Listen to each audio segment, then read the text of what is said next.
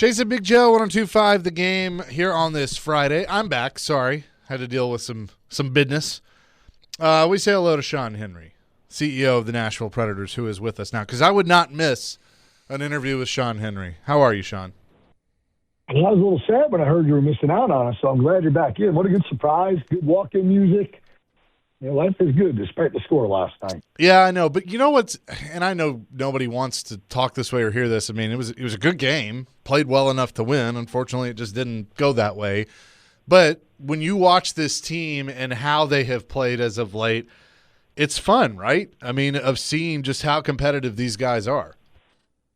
Well, you win 5 out of 6. Heck yeah, it's fun. Yeah, right. And like you said, the games have been fun. And who's scoring, how they're scoring, getting contributions, up and down the lineup. Both juices are playing just incredibly well. It has been fun, really fun. You knew when you guys signed him, Steven Stamkos was already going to go to the Hockey Hall of Fame. You saw him early in his career in Tampa, but to see what that guy has done, having a terrible, as he would probably put it, start in October and November to then almost be at 40 goals on March 27th is absolutely remarkable. It really is. I hope he gets to 40, if not more. I think Phil is going to flirt with it, if not get there. And it's fun to see. Whenever you have, two scorers, or hitting high numbers, it's fun to watch them drive each other in a really good, healthy way. And after one of them scores, I like the reaction of the other guy, on the bench. So the team is having fun, and you see that, I think, or I hope you do. Yeah, I definitely think you do. I'll give Joe the honors of tomorrow night and being Mike Fisher and Carrie Underwood bobblehead night because I know he has an affinity for Mike Fisher. Well, he should. Really, both of them mean so much to the organization. I mean, Carrie has performed solo, I'm guessing probably 8-9 shows here, and then has hosted the CMAs in our building. Gosh, I had that 10 times, if not more. So his contributions on the ice and in the community, hers in the building and in the community, really make him a pretty important couple to our franchise. Did you two arrive at the same time? You came in 2010, right? I came in September 2010, and Mike came in late January, early February of 2011, so the same season. And he catapulted us to our first ever second-round appearance, and then obviously our second-round appearance into the Stanley Cup. And he was our captain then, and then came back, if you remember, in the middle season of our President's Trophy year. Yeah, can you put in words what he meant or still means to the Nashville Predators? I wasn't here when Forsberg, allowed his team to trade him here. That was a pretty big day. Forsberg's one of the greatest players, in the history of the game. Unfortunately, he was hurt when he got here and didn't play a lot in the playoffs. But I put Mike in the same way. I mean, he wanted a trade here when it looked like Ottawa was going to maybe go into some type of rebuild. He asked for the trade here. This is where he wanted to be. And then he re-signed here twice. I mean, it really means a lot when one of the league's marquee players says, this is where I want to be, comes here, helps the team evolve on so many fronts, in the community, what we're doing for players' health, obviously on the ice, and then resigns here twice and has been such a strong alumni member, revolving around youth hockey, what we do, from a foundation standpoint. And it's fun when you see him in the building, it just lights everyone up. It really does. We had a celebration of life for Sheila Crisp last week or 2 weeks ago, and no surprise, Mike was one of the first people there.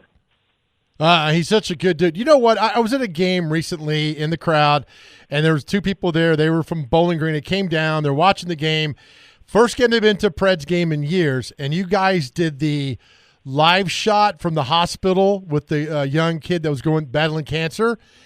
And to see their emotion, Sean, in the crowd, and to see that, and they're like, oh, I had no idea they did this.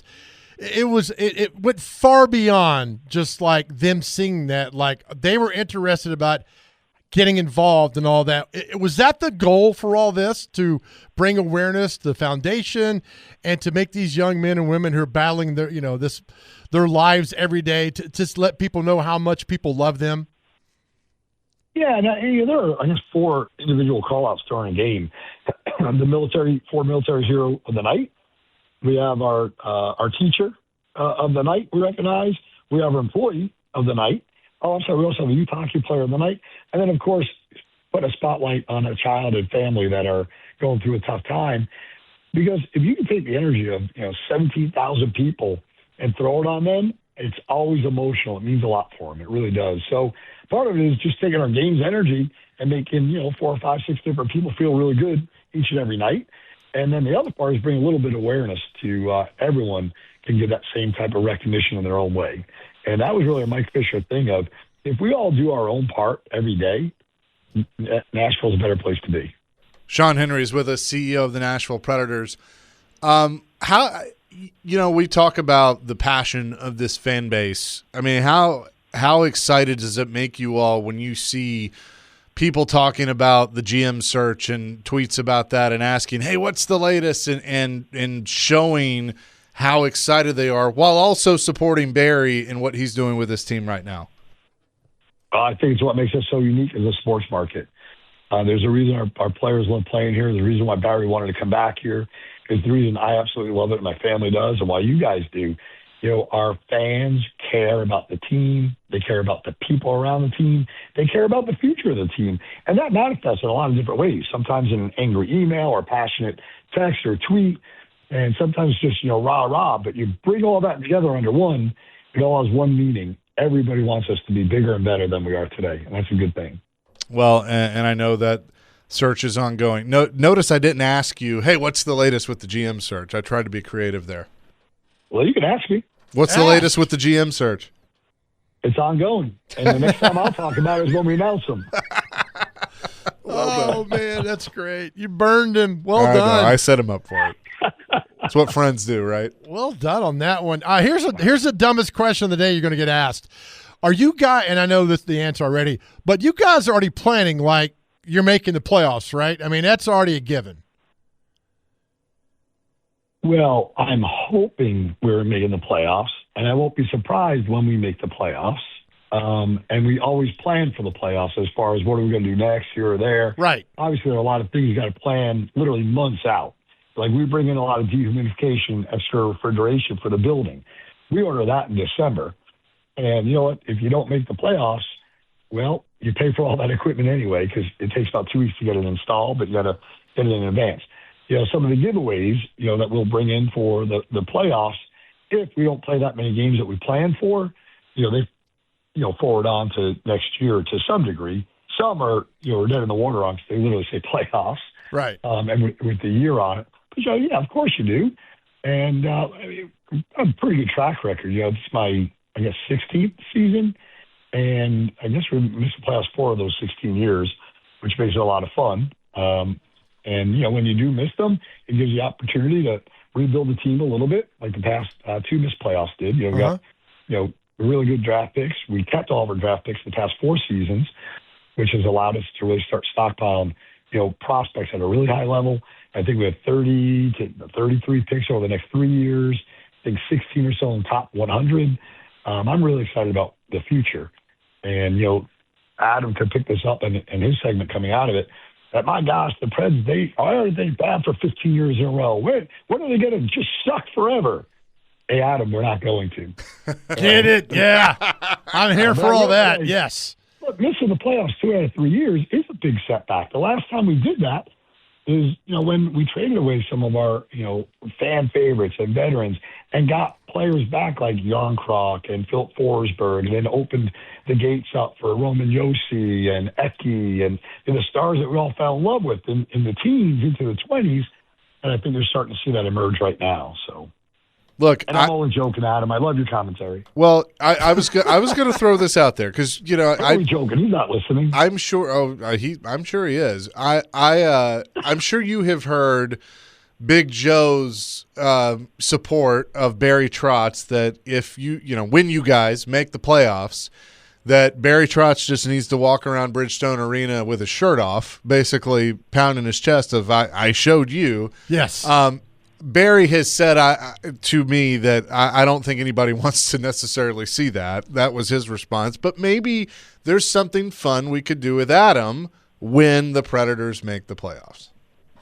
Oh, I know I'll have fun with it. But just so you know, Barry Trotz was in my office right before this, pumping me up for this, like Okay. for each other's a hype club. And neither one of us had a shirt on. So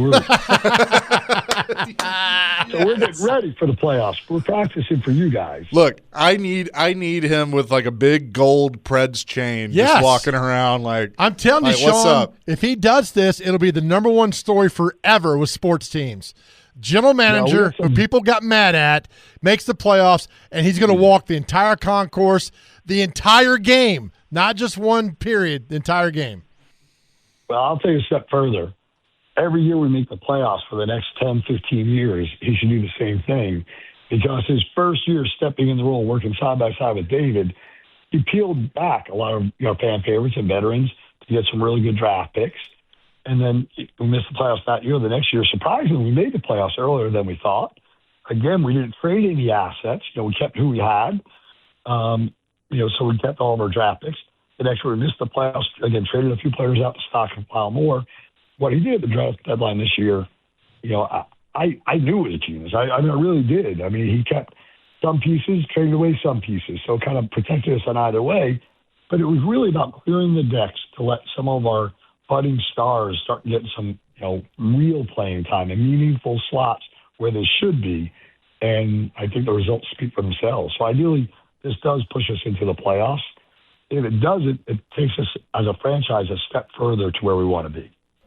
Yep, I totally agree with you. Sean, appreciate the time as always, and we will be watching and be there tomorrow night. All right, when you guys sign up at 3 o'clock, if you want to hop on over, Barry and I are practicing some body art if you want to join in. We'll be right there. We'll bring the paint. All right, guys. Hey, tell Ricky to stay away from my car, too. Only have security. I will. The weirdos. Thank you, Sean. See you guys. See ya. Oh, the inside joke is lovely. Oh, it is. It is for sure. I appreciate Sean for joining us. We'll come back with celebrity birthdays. What day is it? And wrap it all up next. Chasing Big Joe, 102.5 The Game.